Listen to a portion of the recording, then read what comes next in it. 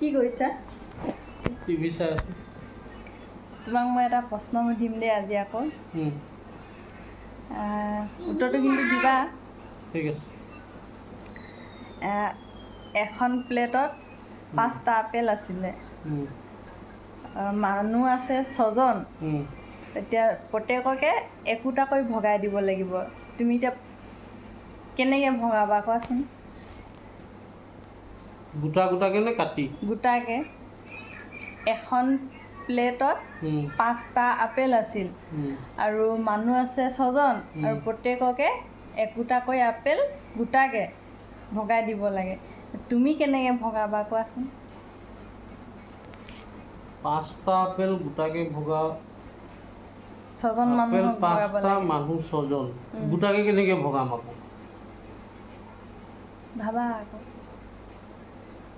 দিমাগ লগাও। 5জনক দি দিম 5টা।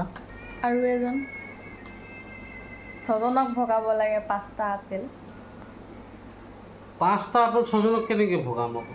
মানুহ 6জন, আপেল 5টা, এটা এটাকৈ দিলে 5জনক হৈ যাব। সেইটোৱেইটো কথা।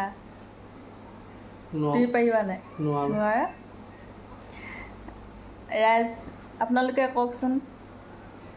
এখন প্লেটত 5টা আপেল আছিল আৰু 6জন মানুহক একোটাকৈ ভগাই দিব লাগে। কেনেকৈ ভগাব 5টা আপেল 6জন মানুহক? গোটাকৈ আপোনালোকে কমেণ্ট কৰিব কিন্তু।